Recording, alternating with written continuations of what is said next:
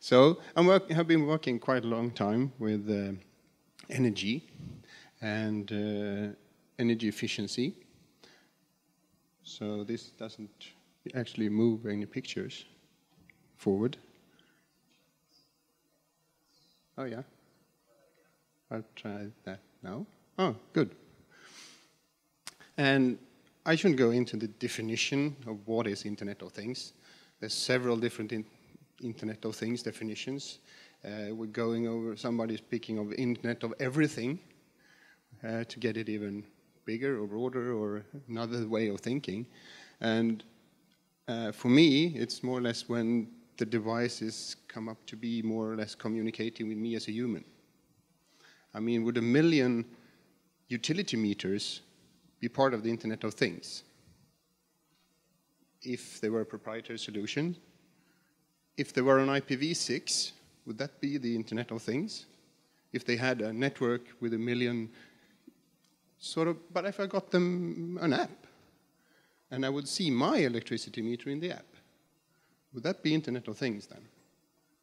Although it's a proprietary solution behind it, or if it actually is me talking to the exact meter. So that gray area where the Internet of the Things. I mean, we had a very nice, very big network called the telephone network. It was started quite early. We were sending sort of text papers through a wire, sending Morse code to each other. Big messaging solution. Quite made us advance a bit. And we started to use that network to sending papers. Push the paper in and it pops up in the other end using a fax machine. Perfect idea. And it was quite easy to address. You got a number. I think we started with 2. My grandfather had number 5 on his first network connection. Now it's ending up to be a bit longer. We need a plus as well in the beginning to get the addresses going. But we're still sending messages. Could be a short message or a twittering message from the phone app. And we're quite of sort of, well, if I Twitter to my wall socket, there is applications doing that. So I send a Twitter and it ends up in a wall socket. Or I send an SMS message. And then you get to be at the bedside and turning on the kettle in the kitchen with the iKettle app. So that's a very interesting movement between all these. It still is that we are controlling the thing. And that's the way when it's the Internet of Things, that we are sort of going in the connection.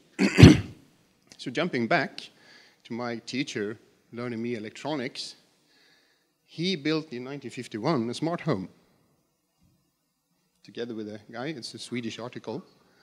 And the whole house is controlled with a phone switchboard in the cellar. So every device has a 2 number. You turn on the living room on 94, and you open the garage door on 22. Doing that on the phone pad in the kitchen locker. 2 numbers on the dial pad. And he was thinking of doing a radio connection to the car. So going up the driveway, he could send the 2 numbers and it would open the door. So we go back to the Swedish utility in '98. We were doing smart home applications with a very big need of electricity won't be able to get out the revenue we need. We need services. So we were to connect the homes, doing services for them together with the utility, which has been a dream for long years. And Loanworks. Anybody known about Loanworks? Raise your hand. Fair amount of nobody knows. I don't know the online users. That was the final solution for us. It was a protocol. It had 48 bits of addressing, extreme amount of addresses, and it was available on more or less all physical layers. For us, power line was the most interesting one.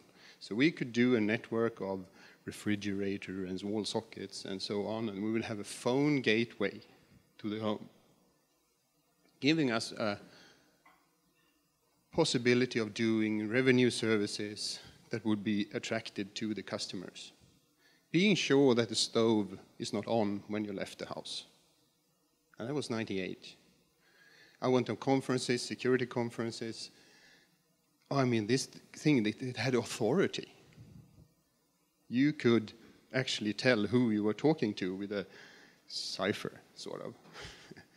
On power line, it would take today, well, a few days to crack it. But in that time, we had something. It wasn't a phone line that was just connected. And it had all the layering. Sorry. We had all the layering stacks. So you would have an application layer saying that, well, this is a wall socket. It has a property of being on and off, and the value would be binary value at a byte, saying 1 or 2, was 1 or 0.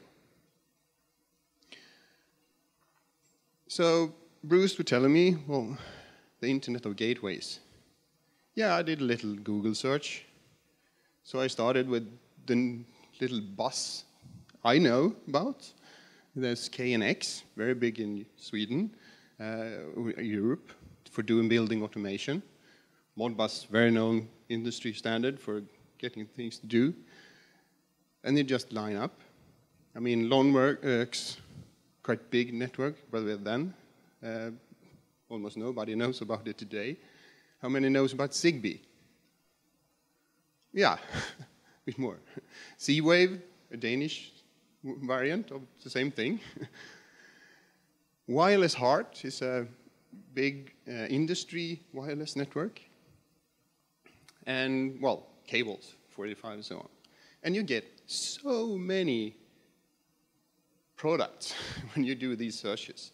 I mean, on each search, you would get hundreds different providers of those gateways. And they are all going over to something called IP. Getting the thing behind it towards IP.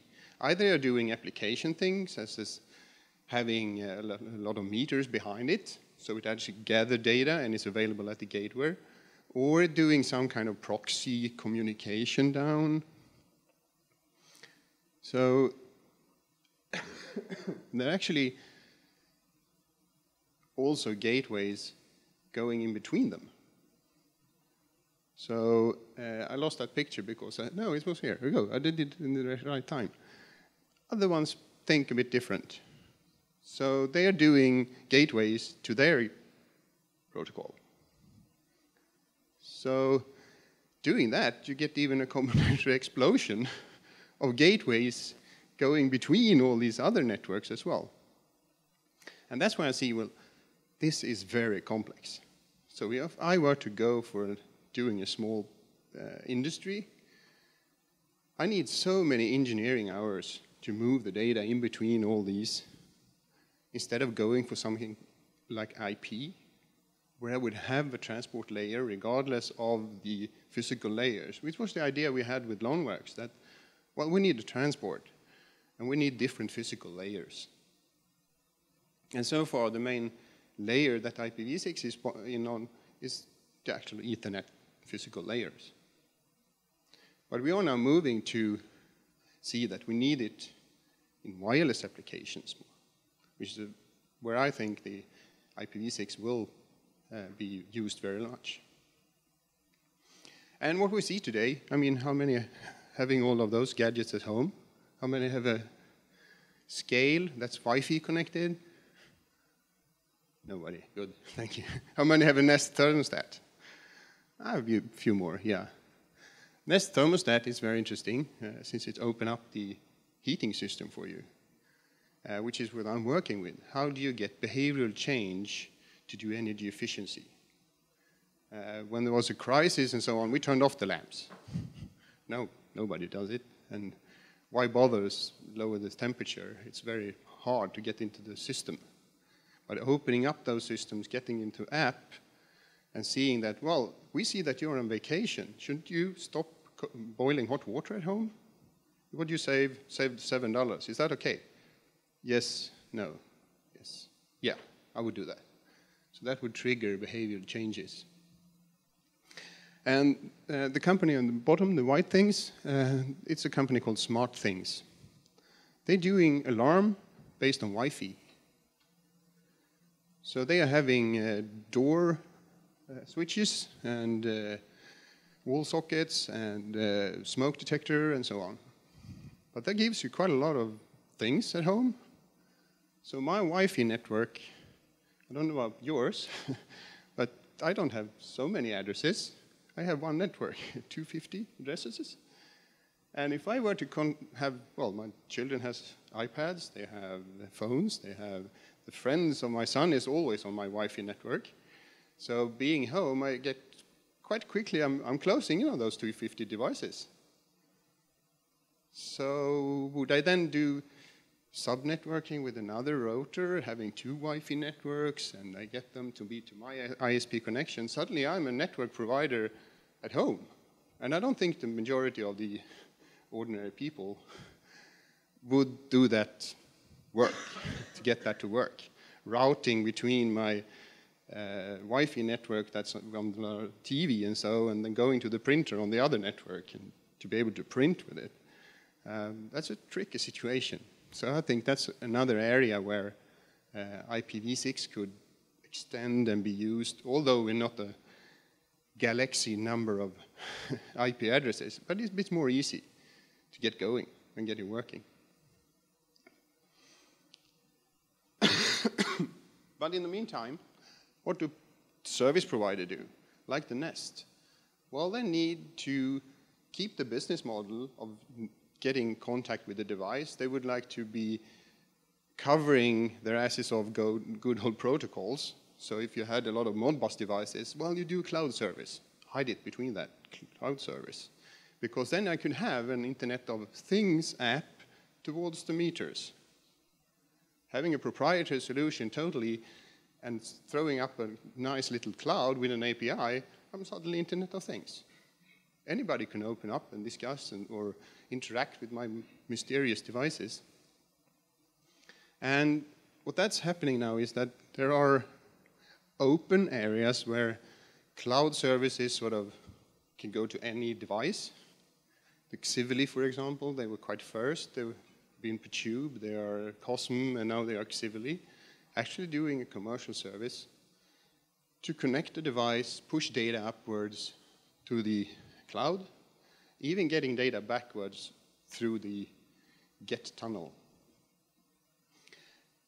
But that would also bring us to having a lot of devices connected to a lot of APIs inside those different clouds. So is the device connected to servers or not? That's more or less the differentiation here. If I were to buy that scale for free, and it would be able to connect to my refrigerator, so I need to unlock the refrigerator every morning. That would be an interesting service. But since they are both inside a different domain or silo, Electrolux app would never talk to the Weight Watcher weight app to do the logic. So the Internet of Things services today are very often connected to that. They own the device. You're not able to get to the device yourself. It will connect to clouds, it will pour out the data, and you would have an API somewhere. And but inside all of those areas of equipment, there is alliances. Try to do the interoperability between the devices. So if we're looking at the Z-Wave Alliance, Zigbee Alliance, you get the interoperability between the devices, but in that domain. So I could buy a wall socket certified by the Zigbee group and get that to work with a wall switch from another company. But still doing the same thing that we did with Loanworks before the millennium shift. No difference, but it's still in the silo. I could never get a C-Wave wall socket connected to a Zigbee network alliance unless I get a business model for it somewhere that would bridge it, or a local provider that would sort of get the gateways together. So we're still in that need of an alliance to verify and so on. Sorry about that. So we have the business silos in the home for today. In Sweden, anyhow, I get very nice alarm offerings. They will provide it for free. All the equipment, I will get an app. I instantly know when my child come home because it puts the tags on the wall and you've seen they come home from school. Very nice applications. Heat in Sweden, oh, it's a heat pump. And most, I think 90%, are having some kind of app. So I could go in to look in the heat pumps, telling it to be more hot water or whatever I need from it. But going out, putting the alarm on, to not do hot water. Impossible to do. Heat pump companies, 9 in Sweden, 2 big alarm companies or even more. Get them to talk to each other in an API complexity of doing integration projects to get a combined business model. Well, each one of them would have one preferred member in the other group. So the biggest heat pump company would probably partner with the biggest alarm company to do me that service. Yeah, and they get a business market of 1 share that have people to happen to have both of them. And that's what I see is a very big complexity now. You have this amount of cloud services and nearly the same APIs. OpenID makes it a bit better. Everybody using JSON would be better. Doing the same JSON would be even more better, and so on. So the webhooks to get you actually not just polling, to actually get callbacks, but we're still on the cloud view. Would I do an OpenID with webhook callbacks from my wall socket to my outlet? A tricky thing to do, I would say. There are, like co-op, which we will have more of, to be able to do that in binary protocols, doing HTTP GET with the binary data.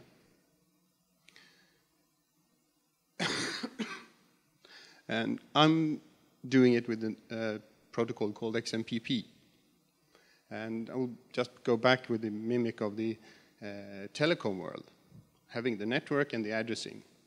Everybody was quite nice with having the address as a phone number.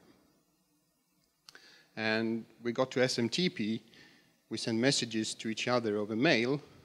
I was quite happy to have an addressing space of name and a domain.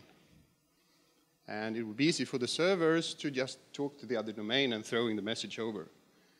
And it would be easy for me to create a message from my domain since talking to the telnet port of the SMTP server. One of the small problems was that anybody could go to that port and send a message from my domain to any other domain, which created a lot of interesting emails, which we have quite a lot of in the networks today. XMPP is a chat protocol, doing more or less the same thing. It connects me to another address, although it has a bit of a resource. It could be your chat client on your phone, or it could be a chat client on your computer, but it's the same person I'm talking to. So I could send a chat message to your iPad, and I could send a chat message to your computer. That would distinguish the difference. And those servers are only federated to each other, meaning that you can only set a message to another domain if I've been certified to do that in both directions. So they need to do a real certificate exchange. And we would preferably have a secure tunnel in between them as well. So what we've been doing now is to get Internet of Things being people, which really are Internet of Things then. So I'll be friend to my heat pump, so I can chat with it. That would bring a peer-to-peer sort of, but through messaging servers. So I'm not actually going a direct connection to the heat pump, but I'm going over an addressable area of chat IDs. And that would bring me between NATed networks. It would bring me between IPv6, IPv4, because these servers could be on either, talking to each other on the cloud side, which is a way of moving one step further until we have these secure protocols that could be actually talking between networks without the necessity of being a private network where I could do anything and I can be totally open like the home is today. But we are seeing now that we have very big buildings doing internet-connected devices because each pump really have an IP address, although IPv4, but they're moving data in that building back and forth in between the control system and so on. But it's totally open. And that pump would have a demo password because the configuration page is put up by the one that's providing the pump, but the installer has no idea where he should put that password when he changed the pump to another password. So what he does is he keeps this at the default because he could perhaps put it in the paper down in the cellar in the control room, and somebody would probably be able to re-find it, but if it's changed, they would do a factory reset. I mean, 3 months or something. Then it would be forgotten, and they would hate the installer because they can't find a down device to re-change the settings. So we have a very interesting project now. It's called Intelligent Energy Services. It's on that website, and where we try to bring the heating companies, ventilation companies, and alarm to share the business model. Well, we can do the technology of moving data, no problem, XMPP, whatever. But how do you share the business model of going in between? You have a monthly fee to the alarm company, you have a big bill from the utility company, you have a heat pump that you bought 10 years ago, which doesn't have a customer relation. So who do you pay when the smoke detector temperature isn't giving the heat pump the right indication and turning off the ventilation unit on your humidity and from the alarm? It could be quite complex to who to call and who to pay. And everybody thinks it's their customer. Very interesting future. But if it brings together, it will be an explosion of devices connected to each other, sending data. And I think IPv6 will be very interesting there. There are large sensor networks provided now. Conno, the Swedish company, are installing smart meters with IPv6 and meshing networks and so on. IPv6 all the way down.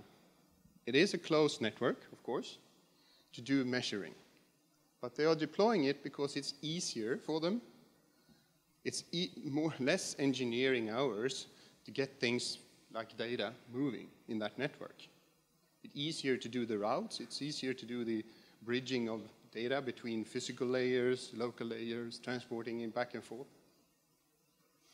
And going for the Zigbee, they're actually changing their lower levels now to IP, which is very fascinating. So they are keeping this is a wall socket, this is a switch, but removing the lower layers that they had on radio to promote IP transport layer. Very interesting movement. That would probably be a game changer for Zigbee, I would say, if people realize it. But now, I mean, it's the Home Depot that is selling the wall socket talking to another thing. And people don't really know that's any difference. Sorry? Yeah, the Zigbee itself is about to have a disruptive technology occur. It's called cognitive radios. We work in the IPv6 component of that. It basically allows it allows using the frequencies used for television that have now been moved to digital televisions. It determines what its location is, and then it allows it to connect to any device that's local. So it's an M-to-M mesh. And also, because it has longer distances, it can talk up to 30 miles. And they will be doing that with IP technology? Or, oh, very interesting, thank you. And there's a very interesting acquiring. ARM bought the company Sensinode. Sensinode is doing a 6-low-pan IPv6 stack, and ARM bought them. Interesting movement. So I'm going around showing my small Swedish villas. I started building those little those wood houses, red and white, as all Swedish houses are, more or less. I started having proprietary technology in it, 94, 95. I moved it to be Loanworks houses, and now they're all IP. It's IP on physical layers, it's IP on radio layers, Wi-Fi, and now the other radio called 18.2, well, same as Zigbee and everybody. Very interesting how 20 years of technology is levering IP further and further on. So, why? Well, IPv4 it's quite complex, and the networking is quite complex as soon as you get a few addresses. Being on one Wi-Fi at home, having 4 wireless thing, easy, no problem, we'll be there. Doing networking with small devices, IPv6 is much easier. There's fewer application protocols that you need to bother about, and so that's a very interesting area, and why you would like to choose when you get to construct a device. The threshold of going for IPv6 is lowering all the time. So I think IPv6 or IPv4 made it possible to do Internet of Things devices, sharing, being able to do less costly devices. A Wi-Fi device today is very cheap. You could buy a Wi-Fi full IPv6 stack on a chip, IPv4 stack on a chip, and get it into your scale or whatever you're constructing quite easily. So that's happening a lot. The Nest thermostat is an example of that. You get even more. You have these Fitbits that's measuring your body. We have a research program in the Swedish Institute of Computer Science who's also doing the Contiki OS for IPv6, which is part of the projects we are doing. And they are doing a totally, I think there's 50 research or something, around Internet of Sports, where you have measuring devices on yourself, together with you at home, to measure your performances. So they've done an interesting app where you compare yourself to the international best skiers, Swedish, of course. So, You mean cross-country? Cross-country skiing, yeah.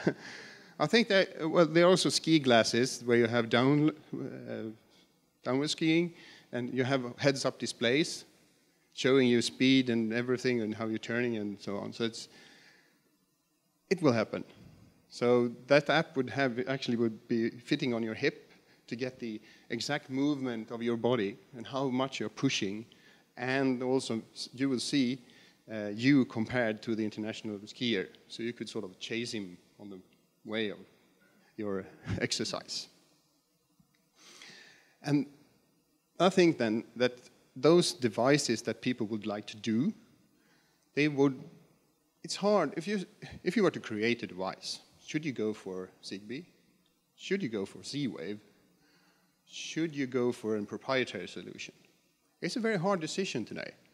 And industries are sort of bending themselves. The heat pump companies today in Sweden tend to choose Z-Wave. It's a mature technology. You can buy things off the shelf and so on. And Zigbee has been there. They are part of the smart grid networks in US, sort of picked as a very good technology. Or should you go for IPv6? Well, think about it yourself. How many would choose IPv6? Can I find anyone that doesn't? I needed somebody to say yes on the other side. So why? Because it's available now, and IPv6 is a bit far away, and you don't know so much about it. But it will be, I think, IPv6 will conquer and remove those last gateways. And it would be easier, less engineering hours to use an IP solution, as it is on IPv4 today. In the factory setting, I would actually go and set IPv4 gateways to Modbus, transporting Modbus data up to the SCADA system, instead of having 200 serial ports on the SCADA machine. So that, and the step to removing the Modbus data, going for HTTP or any other transport protocol in the industry setting is on the way. There's one called Ethernet IP. It's an Ethernet industrial protocol. They're not sending, well, they're using IP, but they are having big engines or whatever on the industrial site being compliant to Ethernet IP platform. Very interesting movement and so on. So I think IPv6, Internet of Things, or connected devices will be the killer app for IPv6. When? Tomorrow? 10 years? Well, Bruce, when did you put the other... When did you do that presentation? Well, that was 2008, so 5 years ago. 5 years ago, okay. Well, in Morse then, we were 2.5 years, though. Thank you very much for me. And you had one question there? Actually, I want to make a comment. No. Right now, one of the things that are missing is a business model for the Internet of Things. Right now, there's an Internet of Gateways that there's a business model, an Internet of Gateways with APIs, and an Internet of Cloud. But there is no business model for Internet of Things, and that's where we're seeing a lot of delay. A lot of companies aren't willing to step up. Yeah, and that's why, because there's no unifying application layer. So looking at Zigbee and Z-Wave, they have a business model of you can provide any wall socket. So I could have a business model selling wall sockets, and they will be compliant to the Zigbee application layer. But I can't do that in the Internet of Things area. I need to be in one of those alliances to get the business model working. And as soon as I could provide any IP-connected device, and it will be able to connect on an application layer towards a service, that's where it gets very interesting. And we're trying to do that on an XMPP, being that transport application layer infrastructure, which is a solution for today. It's impossible to get it on a temperature sensor or a wall socket. It's too big. Perhaps it could hide the gateway technology. But for heat pumps, anything with a bit more of computational power. But we'll hear more about other technologies as well.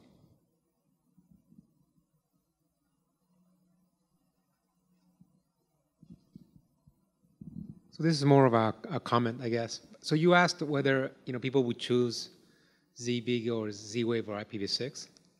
I think you should have asked whether people would think about IPv4, because man, I think that's more of a challenge to IPv6 because it might be just good enough.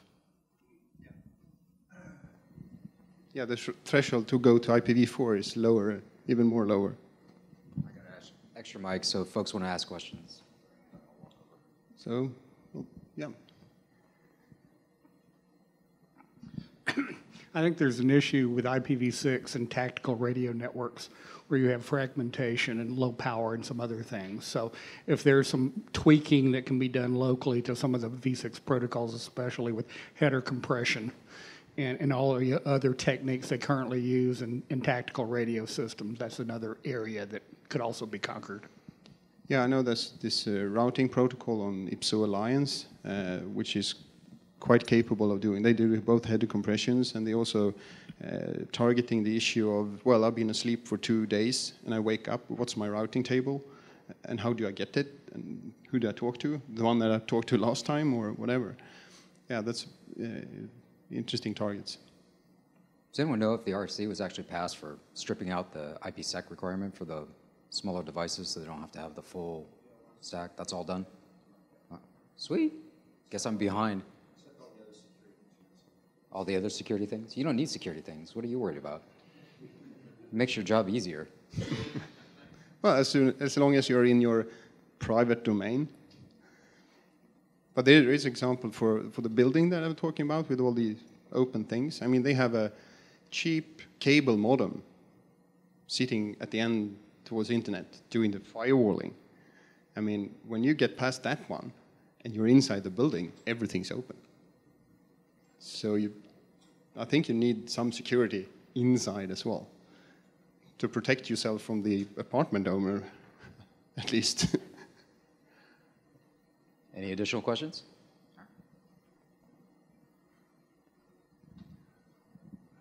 So what have you been looking at in terms of ways to secure these networks?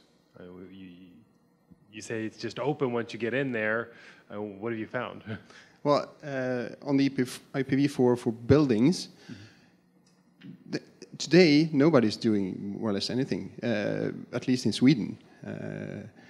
They just use more and more IPv4 things because it's easier to install. And nobody's taking care of the security today in the contractor area because they don't know. They don't know anything about data security. So I think we need to get IT companies into the area of control systems. I mean, on a big SCADA system, they'll probably get some security experts somewhere.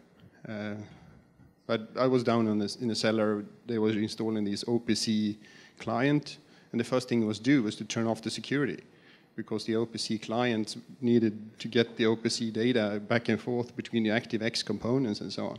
So the first thing you need to do was to turn off all the security. And hopefully you could turn something on afterwards. But so please, security guys, go into the contracting industry. You must have so much work to do there.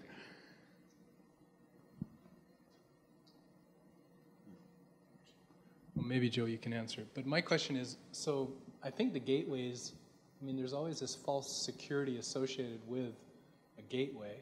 But what if we do allow addressing directly to the things, then what are the security models that are in place now?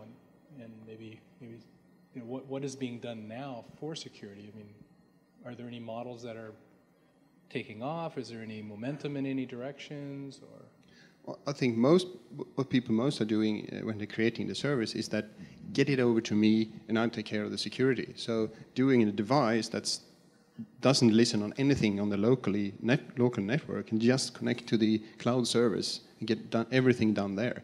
So you could do all the security inside the cloud, and you could have your fine granularity of access to each fields of the things you are doing, sharing them, and then perhaps going to another domain of services, doing security in the cloud. But we will have very interesting talks tomorrow about getting all the way down, having device-to-device, device-to-people connectivity, which is the final frontier, of course. Any additional questions? It's now or never, folks. You can corner them in the hallway if we're online. There is an evolving model that Apple has put up using Bonjour and some additional security features on Bonjour. It's on the IETF list. And also leveraging DNSSEC, the combination of the two, for at least device identification, device identity. So you knew that he's your wall socket and not the neighbor's wall socket. Yeah. And I guess you're going quite far with Bluetooth as well, going for Bluetooth connectivity. Yeah, currently most of the Bluetooth, you can do IPv6 over it. So, well, I'm available. I'll be going back to Sweden on Saturday. So we have some more talks. Thank you very much. Wonderful. Thank you.